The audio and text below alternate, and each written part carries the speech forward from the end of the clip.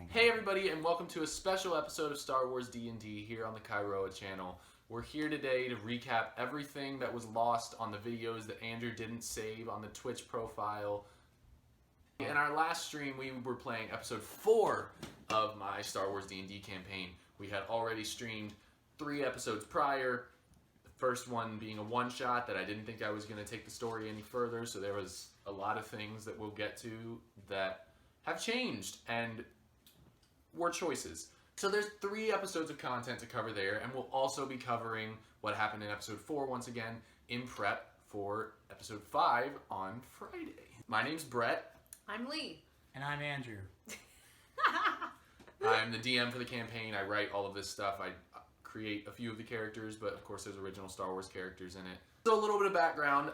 This campaign, I'm doing my best to keep it within canon, within universe, not breaking any storylines up for the most part of what we have within the canon books that Disney is in charge of, and the movies and the video games and the comics, all of that stuff. I do my best to do the research and keep on top of that. I twist some things that are not canon anymore to be my own things. This campaign takes place in the year 5 ABY, after the Battle of Yavin, which is the end of episode 4, A New Hope. So 5 years after that, it's a year after the Battle of Endor. So we started the campaign with just Lee and Andrew and their characters of Risha Zadapale and Smoog Jelling. Smoog is a 3-foot-tall Ewok that has a translator around his neck, actually like in his neck, so that he can speak basic and people can understand him. It is off-putting to everyone that meets him. He's a bit of a substance abuser, always looking for a drink, always has some form of drug in his satchel for whatever reason, and he is a berserker, which for D&D players that's essentially A barbarian. Barbarian. Risha is an engineer class, which is basically like the Star Wars version of a wizard. She is a human. She's got a metal arm. She and Smoog both lost their memories, so she doesn't know much about herself, but she's really starting to now that we've gotten into episode 5. That being said, when episode 1, when they crash land on Tatooine, she is a completely blank slate, although she does have her droid with her, who she built, who's named M82. An R2 unit named M82.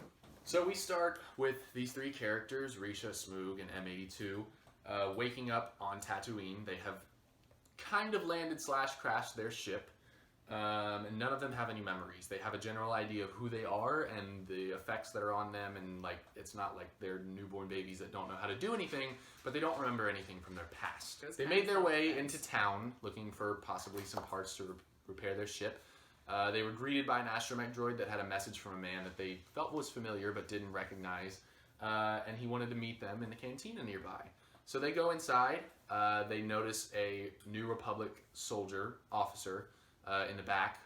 He waves them over to a room. They go and they sit down inside of a booth that's secluded from the rest of the bar. And this man that was on the holocall walks in. He acts like he kind of knows them. He's been expecting them. He's been waiting for them for about an hour or 2 now. They get into the conversation a little bit, and they discover that they have been talking to Han Solo, and that he has a job for them for the New Republic. He gives them a mission that they have to go to Mustafar to stop a shady group of people that they've noticed some activity from doing some weird kind of ritual that he doesn't really understand. Before they get to Mustafar, they have to stop on Tatooine. It'd be a good place to refuel, and they also have to acquire a map of the place that they have to go to on Mustafar. I meant Naboo. And get a map from a friend of the New Republic so that they know where they're going to on Mustafar, because it's a recently healing world that is not just a bunch of lava anymore. It's more just an ashy planet because life is trying to regrow and all the maps are not exactly correct anymore. So they leave and they get to Naboo and they meet, don't hate me internet, Junbar Fink, a Gungan who is a friend of the New Republic, but he has misplaced the map. A bounty hunter attacked him and took it and disappeared off into the forest towards some ruins. So they go with Junbar to retrieve this map. They find a camp that this guy has clearly just recently left. Junbar removes his helmet reveals that he was a New Republic soldier that went AWOL and has decided to become a bounty hunter, and our heroes leave Junbar taking the map with them. They move along to Mustafar. Upon arriving, they get to the location that they've been going to, which is the ruins of Vader's castle. It seems like nobody's really been here in a while, and they can't figure out how to open it. After a few bad rolls from our players, Fate had to step in, and M82 got a high enough roll to acquire some force sensitivity. She became able to move the giant door to the side with the force. They move into the castle and find a large group of troopers not paying attention to the front door, but clearly guarding something. Before attacking, Risha rolled high enough to hear a little bit of their conversation, and they were getting a transmission that the Empire had fallen at the Battle of Jakku, and to abandon all posts, which is not very Imperial, so it begs the question of who was telling everyone to leave. But these stormtroopers didn't really seem to care. They turn around, they see our heroes, and they just waltz on past. Our heroes get into an elevator that automatically takes them downward. They stumble upon a ritual downstairs of these strange acolyte people wearing some dark robes, chanting in this weird language that they didn't know anything about. There's an altar. On the altar is a lightsaber and an ancient mask, which I will reveal now that is Lord Momin's mask. There's essentially an apprentice and another man chanting, and the wall, I described it as the wall was opening with a brightly red lit crevice on the inside, kind of in this vein of Stranger Things with that, but not as big, like just person big. And during this fight, almost everybody died because I was fully ready to kill off their characters at the end of this one shot. Lee rolled just well enough to be within 1 inch of death, and then attacked the last guy and killed him. The one that seemed to be in charge did put on Lord Momin's mask, therefore was possessed by Momin, therefore they fought Momin, killed the guy wearing the mask fell off, the wall closed, but before it closed all the way, our heroes heard Emperor Palpatine laugh. Risha picks up the lightsaber and takes it, and Smoog tried to pick up the mask, got some weird visions in his head, dropped the mask and left it there. Our heroes leave the castle and go back to their ship that they discover is gone. All of a sudden, the Millennium Falcon swoops in, and Han Solo picks them up so that because he had a feeling that they would need a ride. They get on the Falcon and they meet Luke Skywalker, who essentially thanks them for the mission that they have done. Risha hands over the lightsaber to him, and he says, "All right, you're done here. You did what you're paid for, and you can stick around if you want, but we've got other things to do from here on out." And then Risha said, no. Risha said, we're going to see this through. So we go on to episode 2, and everybody's on the Falcon. Smoog, M82, Risha, Luke, and Han. And we open up on Risha in one of the living quarters areas, and she starts going through her backpack. Within her backpack, she finds an Imperial level 6 clearance card, an arrowhead that's been turned into a necklace, and a starflower that is in a preservatory case, like a little thing keeping it alive. Luke Skywalker walks in and sees the flower and asks if she's from Alderaan. And I'm pretty sure I said something along the lines of, I have no idea, I swear, please believe me. So he brushes it off and says that it's time to brief. We are almost where we need to go. Let's go back to the main hold. We snapped over to Smoog. Smoog was sitting around in the bar with M82, who was recharging in the bar. Excuse my voice crack.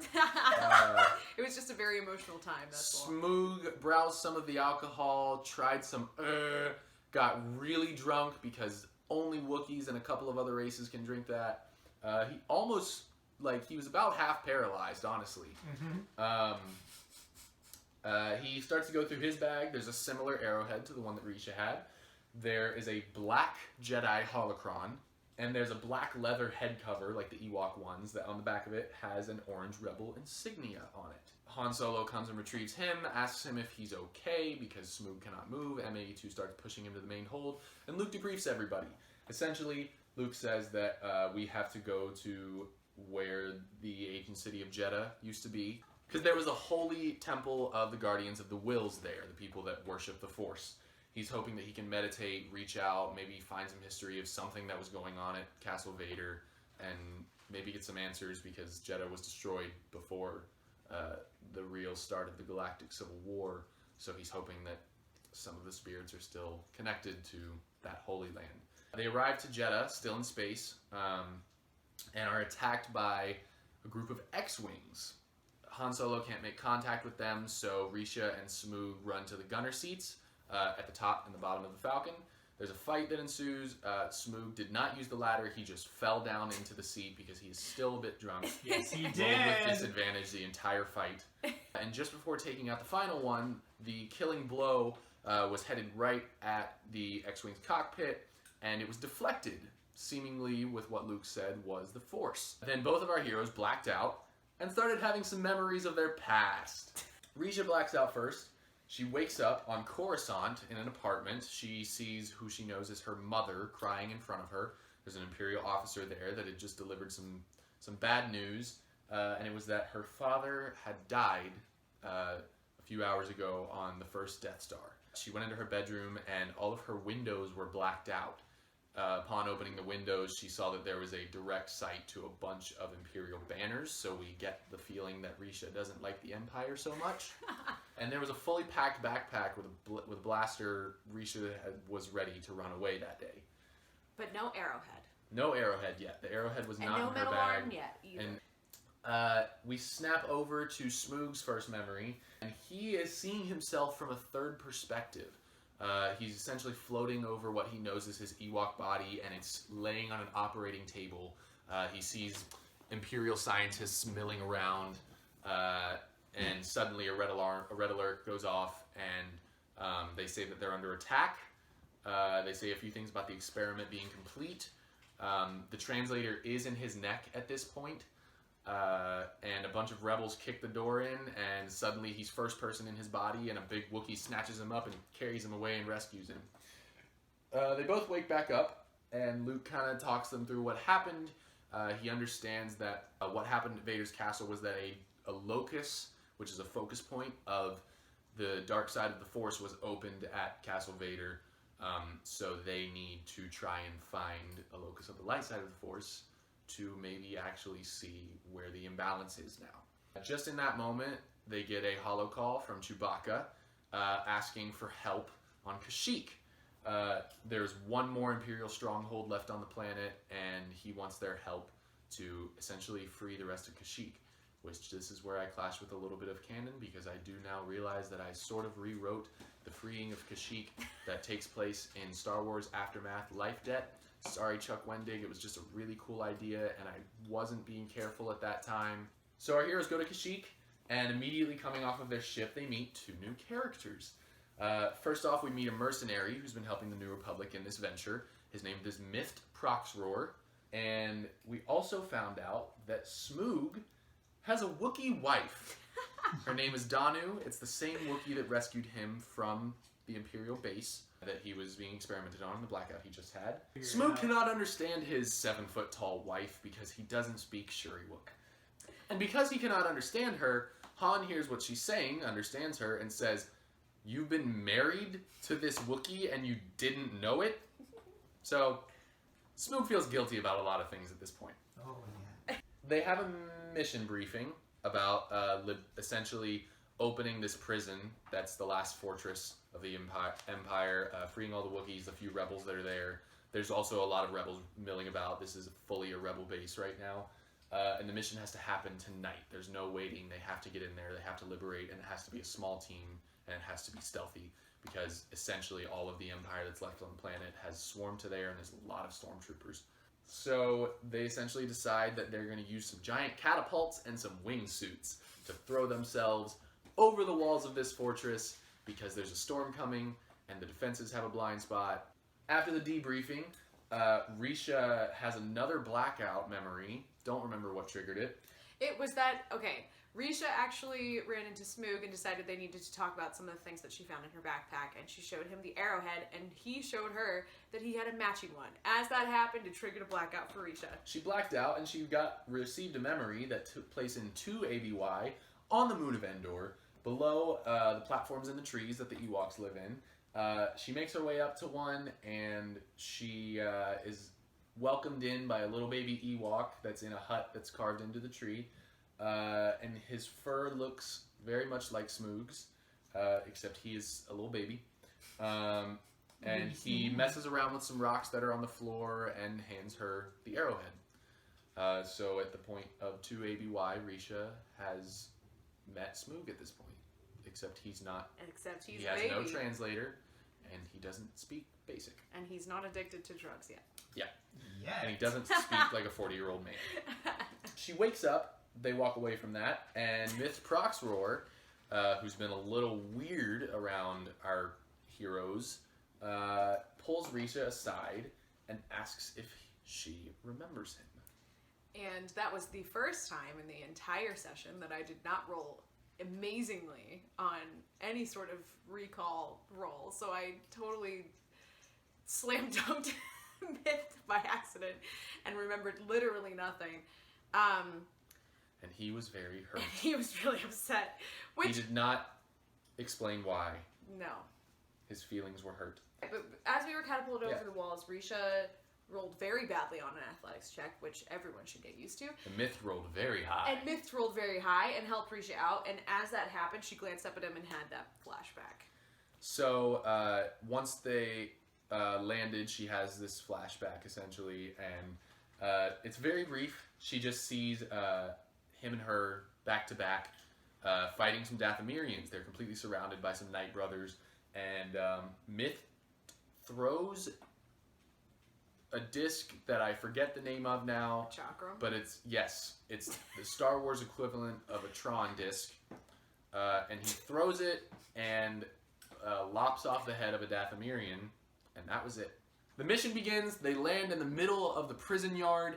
M82 and Smoog actually catch an upwind and launch themselves so smoothly into the elevator that leads them up to the command center on the 4th floor. So Han, Chewie, Myth, and Risha are on the bottom floor in the middle of the prison yard, surrounded. The prison's essentially this kind of shape, and there's a yard in the middle, and they're in the middle of that, and the lights flip on.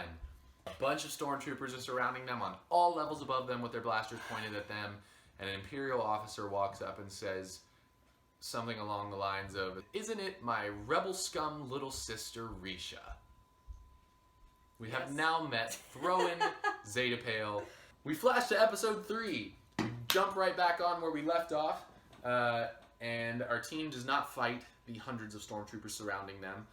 Throwin gives a typical Imperial stooge speech of blast them to pieces if they move, blah, blah, blah. Everybody gets arrested, except for Smoog and M82, who are making their way up to the tower at this moment, the command center. Because everyone is in the yard arresting Risha, Myth, Han, and Chewie, there's nobody in the command center for whatever reason, because Throwin can be dumb sometimes. They get to the command center. They cannot find any controls to turn the lights off and help our heroes, so didn't really help them much. They still got arrested. Somebody starts coming up the elevator. M82 and Smoog are presented with 4 options of jumping down an air duct, and they pick one and go. In that moment, Smoog remembers that he can speak binary, and he suddenly understands M82 and all of her sass towards him.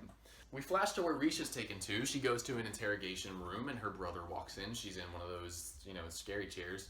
That's a technical term. It's very dark. It's scary chairs. It's very dark in the room. The corners are not lit very well. And her brother comes in, essentially asking her for any information on the mission to Mustafar. She won't tell him anything. I say I've never been to Mustafar. I don't know what that is. He knows that she's lying because she does this often with him. He punches her in the ribs, breaks one of them, gets more mad when she won't answer some questions, mentions some stuff of like, you've always been a thorn in my side ever since you ran away 5 years ago. I haven't seen you since then. In the middle of this interrogation sequence where Throwin is hurting Risha a lot, it makes her black out a little bit and throws her into another flashback. This flashback takes place between, basically, smack dab in the middle of the first two, between being on Endor and being in my parents' house. Yeah, it's been about a year since she was in her apartment and she found out that her father died. So I'm on my own, sort of hiding in the, lower levels of Coruscant. The lower level of Coruscant, the bad part of Coruscant. And I am building the final version of M82. it's like a little cute, sweet moment, and then all of a sudden there are a bunch of troopers at my door, and my brother shows up and tries to basically get me to come home. I refuse, of course. I throw a screwdriver at a trooper's head, and I run off. He chases me through. So Does not have a metal arm yet. no, still no metal arm. But I took off from the ship. It's one of my favorite moments between Throne and Risha, because Throne's trying to basically bargain with her, saying that if she He doesn't contacts do this, her on the ship through a holo call and essentially says, "This is your last chance before I mark you as a rebel against the Empire. This is your last chance as being my sister. This is your last chance to come home before I hunt you down and arrest/kill you." And as he's saying this to me, I went, oh no, you're breaking up, and I hung up on him. She takes off into light speed, comes right back out of it, is right in the atmosphere of a planet, and crashes in a swamp. A dark, mysterious hooded figure says something to Throw in, and they both leave the room. We flash over to where Smoog and M82 ended up, and they picked the vent that slides them down into the barracks where all the stormtrooper bunk beds are, and obviously none of the stormtroopers are in their rooms right now because they're worrying about all the invaders that just came. But then they see a stormtrooper run past them in fear, and Myth's disc fly through the air. They hear a thud, and they see Myth standing over the dead stormtrooper. Smoog was a little intimidated for whatever reason, but Myth says essentially that they have to get down to the reactor room and blow the generators on this place so that everyone can make a clean escape. He says he's going to go and find Risha. He knows that Han and Chewie can handle themselves. And Smoog and M82 make their way to the reactor room. They leave the barracks and try to be stealthy. They open the door and are faced with two stormtroopers immediately. And M82 uses a Jedi mind trick on the stormtroopers that open the door in front of them to make it seem like they don't see them at all. And it was successful. And the stormtroopers move on. They make their way over to the reactor room. They are welcomed by Han Solo, who looks like he was about to just start shooting everything, and it's a good thing that a droid came to come and actually shut things off instead of just blowing them all to hell. M82 successfully turns the power off, and we flash back a few more minutes before, where Myth is getting Risha out of the interrogation chair. He successfully makes his way into the room, helps her out. In that moment, all of the cells are opened, and everybody's running free. Lots of Wookiees, lots of rebels. Myth says that they have to get to the hangar to steal some ships and get out of there. Risha wants to make a stop in Throwan's living quarters first. She goes to Throwan's living quarters. She mills around, finds some hidden compartments in his stuff. In the middle of all this, she essentially finds that the only clothes he has are Imperial uniforms. There's a very, very, very ancient mask in a little collector's case that he has. Not like Kylo Ren, not like Darth Vader's mask. A little bit different, same vibe, different reasons. Still weird. And next to that is the Darksaber.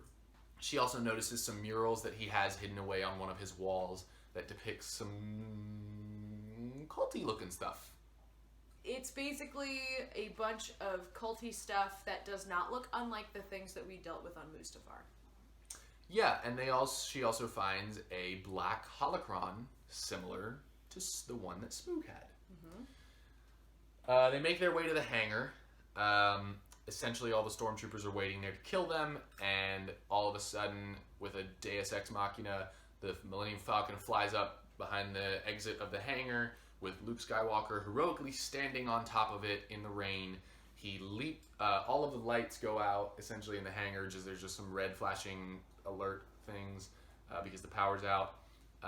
And Luke leaps up into the air, ignites his lightsaber, ignites the lightsaber that Risha gave him, which we find out to be his father's, Darth Vader's, the red one, and starts fighting with both of them, taking out a large number of stormtroopers, pretty much all of them. That he got some really high rolls and nobody else had to fight at all. Throwan and the hooded guy start running off. Risha chases after them. He gets up into a ship with this person and they fly off and escape. But they saved everybody. The mission was a success despite Throwan escaping. The rest of the Imperials are done for around here, and they make their way back to base. Risha immediately makes her way over to Han while there's a lot of rebels reconvening with their friends, reuniting families, all that kind of stuff, as well as some Wookiees. And she just asks him about her past. He says that he doesn't really know her personally before this mission that she was contracted for. But he did find her through Maz Kanata. When the job was offered to her, she said that she had to bring Smoog because he was her partner. She asked about Myth. He said that he's been working with the Rebellion for a few months now. Han did not know Smoog other than just by it being Risha's partner. And at the end of the conversation, because Han knows about her lacking of memories, he essentially offered her his home as a safe haven. His home on Chandrila in canon. Smoog went and spent some quality time with his wife. He couldn't really get much out of her. She knew that he was called in for a top secret mission by Risha. She didn't know who Risha was, just that she could trust her and that Smoog had a lot of faith in her and a lot of loyalty for her. He also remembered how to speak Shuriwook during this conversation. Risha made her way to talk to Myth. So he revealed that they were partners, both professionally as mercenaries and romantically. He said that Risha didn't often share much about her life. He slips up in the next episode a little bit that like he had known of her brother, but she hadn't really said anything about it, and he knew nothing of the rest of her family. I believe he said that the last mission they did together was Dathomir. Did I say that? Yes. The last mission they did together was on Dathomir, and that it was also a tricky mission when they went to Coruscant, which we know that Risha lived there at one point in her life, and that's where her family was. She didn't tell him any of that. It was just weird being on Coruscant with her. That's all he said. As they're talking, I cut away and pulled a mean little trick on Lee/Risha, and they woke up the next morning sleeping on the platform together that they were on because there was a romantic view, and it was clearly a date spot for that base because there were melted candles all over the place. I trapped her into a date. Ew. Luke then announced that they had to leave the next morning. He believed that he's going to find this answer of the light side of the Force, where there used to be an ancient Jedi temple on Lothal. Risha talked to him about the things that she found in her brother's room. He said that the mask was very ancient. It was very, very Old Republic and not the prequel movies Old Republic, like the video games Old Republic. Wink, wink. And that she could keep the Darksaber. He knew about it. He knew about its legend, but he felt bad that she lost her vibrostaff, so he gave her this because he doesn't really think that she's leaving his side anytime soon, so he trusts her with it. Han says that he needs to go home. Does not specify why. He just said there's some important stuff going on. They talk about the holocrons. Luke says that they're Jedi holocrons. Smoog reveals that he has one as well. They're both black, which is strange. It's also strange that Luke cannot focus enough to open them. M82 gets a weird vibe off of them and asks if she can analyze them. So she now has the holocrons and has been trying to get some information out of them. It's been really tough with her weird force sensitivity she now has. So since Han has to leave, they go and get on Myth's ship. The group is now Danu, Smoog, Risha, Myth, M82, and Luke. And Risha goes to sit in one of the seats in the cockpit, and Myth acts weird and says, well, you usually sit in the co-pilot seat, and she sits down and it feels familiar. We go to episode 4. At this point, we have a new player joining us. Our friend, Maybe, has joined us. She has created a character that is a purple Twi'lek, who has led a rough life on the road with her father, a life of smuggling, and she found out that she was force sensitive at the age of 11, left him to go on her own journey to discover things about this at the age of 16, met a man on Corellia named Galen Merrick, who offered to help her hone some of these powers because she noticed that he was force sensitive. He had a group of 5 other people at like a hidden base on Corellia that he was training, and they underwent some training for 5 or 6 years. I can't remember exactly how many. 5 or 6 years later, which brings us up to speed to now, just as the Empire has fallen, a Super Star Destroyer shoots in on light speed to Corellia, targets the base, blows up the base. and Galen and Jan are the only ones to escape. She steals an Imperial shuttle, gets off the planet, and is essentially just headed to wherever she can go. At some point during her travels, she somehow made her way to Octo and picked up a Porg on the way. So she has her little friend Gal the Porg. And Galen calls her on a holo call and essentially tells her that she has to go to Lothal. That's where he thinks the best bet for her to try and complete her Jedi training, or at least get a little bit further, is because there used to be a Jedi temple there where masters and apprentices would go. The master would wait outside, and the apprentice would face their Jedi trials and hopefully get a kyber crystal to build their own lightsaber. At this point, she has a training lightsaber that was given to her by him, but, you know, it's not the same as having your own lightsaber. So he wants her to go and try and complete it. He can't meet her there. He has other things that he has to attend to. He trusts in her. He says to be careful. She makes her way there, doesn't really successfully make a light speed jump there in the same fashion as Risha. Crash lands on the planet, finds that the Temple of Lothal has been essentially buried under the ground. Check out your Rebels lore there. But she makes her way into the main chamber. It has essentially survived all the crumbling, as you know, the mysterious ways the Force works. She gets there, she gets this weird feeling, and she blacks out. We go back to our other characters, who are making their way to Lothal. So they started landing, and Luke vaguely gave them an idea of what he had heard had happened to this Jedi Temple.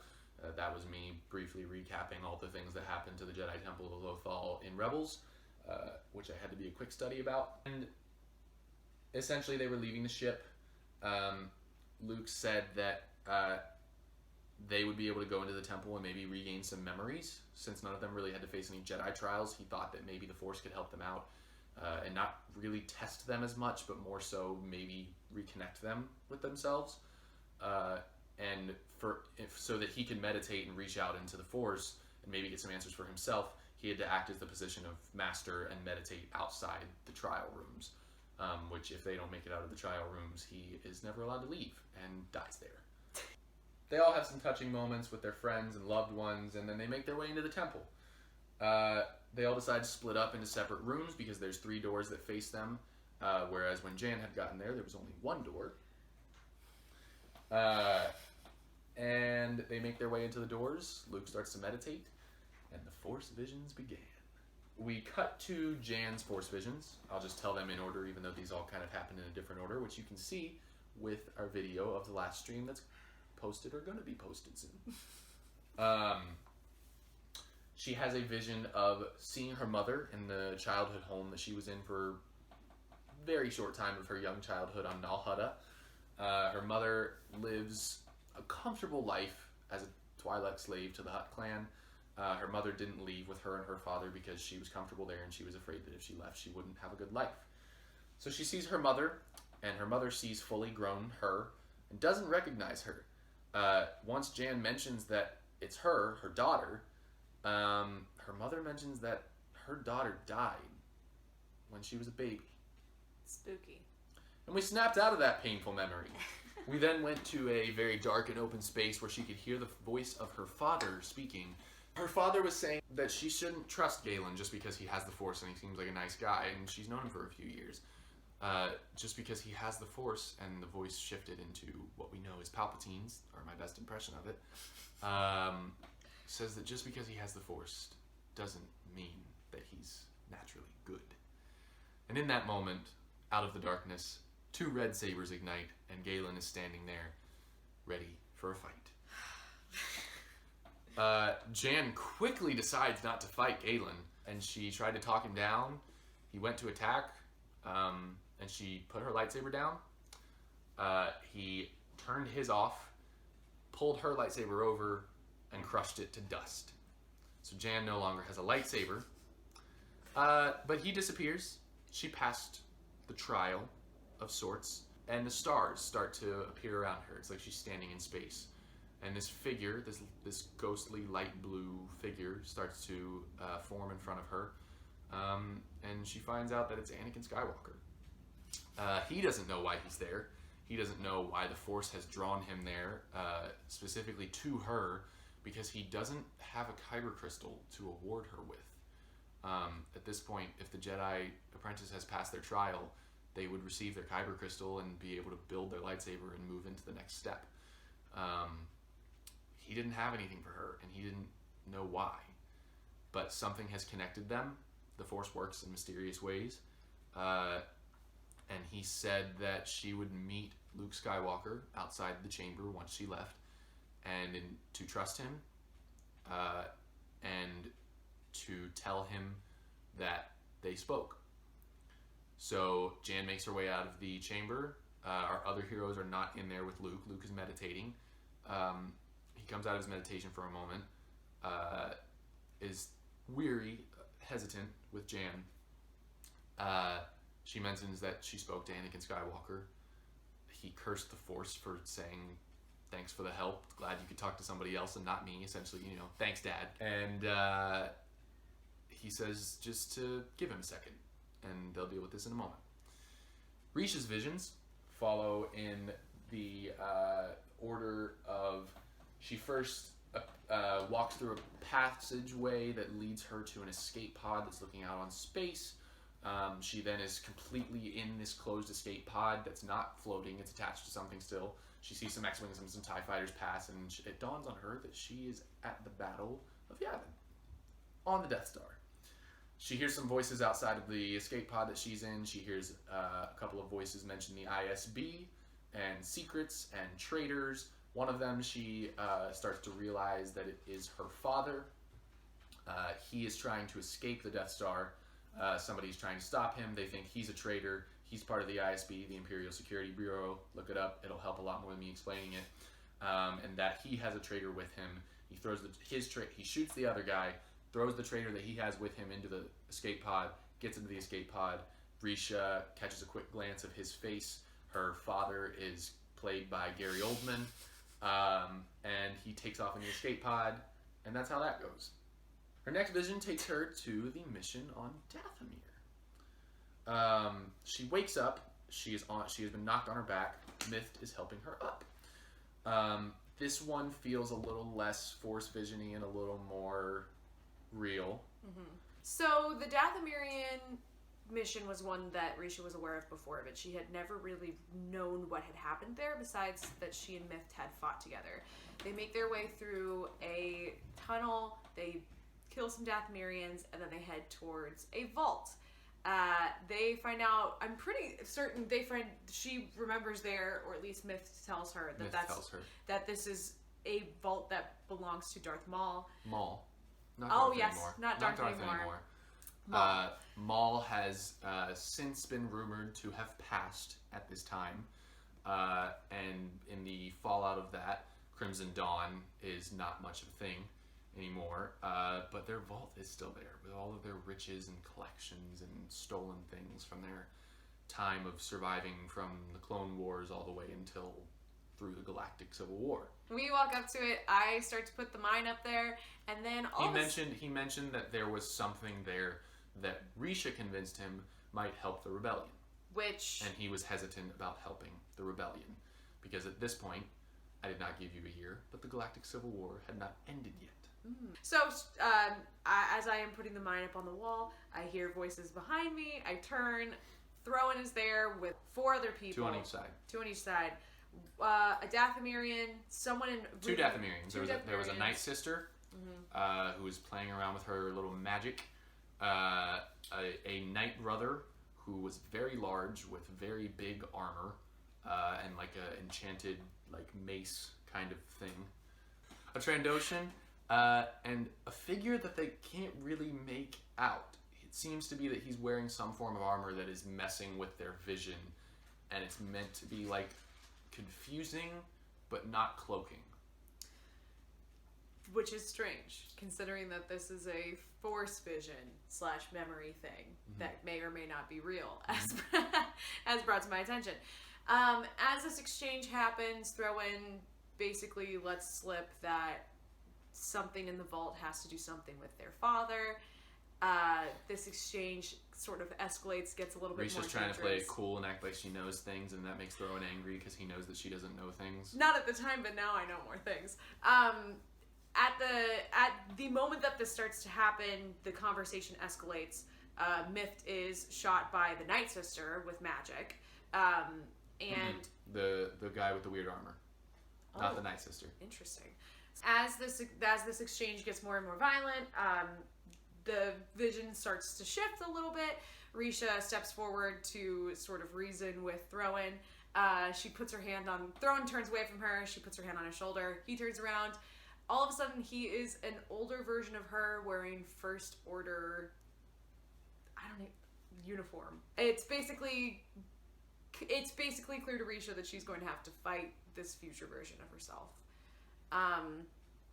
She fights her, eventually sort of realizes that she's not going to be attacking her back, stops fighting her, and as the vision is about to disappear, her older self tells her to forgive Myth no matter what, and then promptly just doesn't exist anymore, which... Her old version also had the dark saber.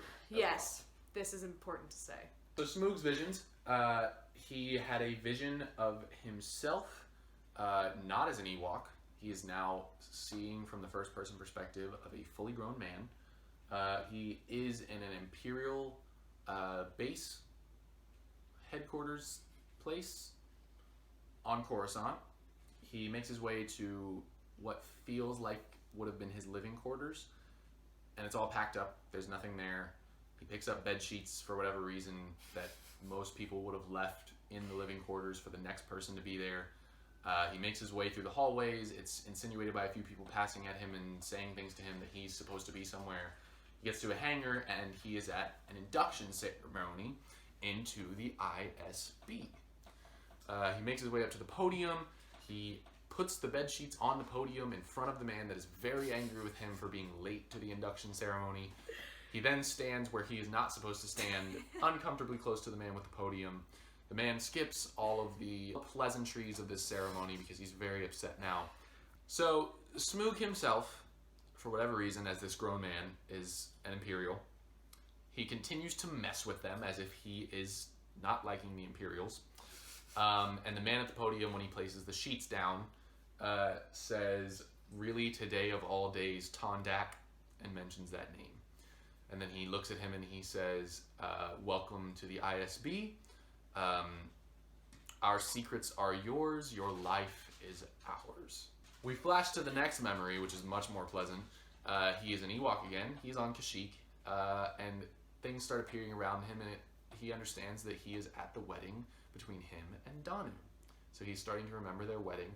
But as it's happening, and he's noticing that there's like Wookiees and like rebels and like all these people at this wedding, another wedding ceremony starts morphing and taking the place of that one. And he notices that he is flashing back and forth between Ewok and human, and Danu is flashing back and forth between Wookiee and a human woman. The officiant, the same thing, Wookiee to human, the crowd, humans to Wookiees, back and forth. The setting around him is changing from Kashyyyk to a very beautiful city, back and forth. It's like a fever nightmare that you don't know where you are, and it's all changing constantly until they start to distance themselves away like a bad dream, and he is left in darkness. Inside this darkness, he turns around and is facing a mirror where he sees the human form that he has been living as in these other memories. He's in the Imperial uniform. A voice off to the side beckons to him as Rel Imado, and it's threatening him. The glass shatters, and there's a young man standing there, towering over him because he's still an Ewok, with a blue lightsaber. The young man attacks him a couple of times. Eventually, Smoog drops his weapon, and the young man gives up. During this fight, the young man said, "Why did you leave?" Both Risha and Smoog snap out of it, not realizing that they had been fighting each other in these encounters, not getting the hints that I was dropping. But they can immediately have to find their way out. Risha does a lot of things that you'll see in the stream that were very comical to me because all she had to move and do was move and the door would open. But they make their way outside. Luke is waiting there. Jan is there. Myth is nowhere to be seen. Luke comes out of his meditation. He's also confused. And Myth collapses onto the floor out of the door that he went into. He is seizuring, The wraps that he has that we didn't mention in this recap, Myth has wraps around his arms that have script of the Guardians of the Wills, like essentially like the Bible of the Guardians of the Wills. And he mentioned that he's pretty sure he is the last Guardian of the Wills. All of their secrets have been passed on to him. So these wraps glow and take over his voice at times when he is about to say things that would change the course of history and make things not go. It's essentially me as a DM saying, hey, you're not supposed to know that right now, and it would ruin everything, so don't ask that question. They are glowing. He is seizuring. The only thing that calms his seizuring is Risha touching his skin, in this case his face. They get him out of the temple. They get him back onto the ship. Luke only knows somebody on Chandrila in the New Republic that can help them. They make their way there. Risha's freaking out. Everybody else is a little worried. Jan comes along with them because she has no other way off of this planet. They get along right away pretty well. Oh yes, Smoog has a voice speaking to him in his head now. And it's the same voice that he heard himself speak as in the... So it's Relamato slash maybe the other name that I said that Tondak. for some... Tondak. He mentions that he knows of Risha's father for reasons unknown. They get to Chandrila and they are welcomed by Han Solo and some New Republic soldiers that help them get Myth off the ship. Luke says he's going to go with Myth. Risha insists to go with him. He says that she cannot for the safety of his friend at the moment, but he will catch up with her soon. Han invites them into their apartment and they make their way inside. They have a couple drinks. Leia walks out into the living room with a little baby in her arms. She sees Risha, hands the baby off to... Are you going to cry right now? No, I'm fine. Hands the baby off to Han and immediately hugs Risha as tight as she can and says, I thought you were dead. Risha doesn't remember her, and Leia seems to focus for a moment and places her hands on Risha's face, and Risha blacks out. That was the end of the episode. And now you're caught up. If you have any questions, I'm going to join the Discord after filming this video so that I can be in contact with anybody that wants to ask about those things. So go to all the Cairoa stuff and get ready for our stream on Friday, January 31st at 8 p.m. for episode 5 of Star Wars D&D. Yay! Thanks for watching. If you stayed around this long, ooh boy, you have some I fortitude. hope you did. If you really care about this writing, like, this is necessary stuff. Brian, if you're watching, thank you. To future Andrew editing this, you can do it, buddy. I'm I'm sorry. gonna help you. I'm sorry. I'm gonna help you. That's okay. Please cut out everything you can. Make it as slim as possible. This I is know going to you be a know the 2-minute importance long of stuff. video. Mark my word. See right there, down at the bottom.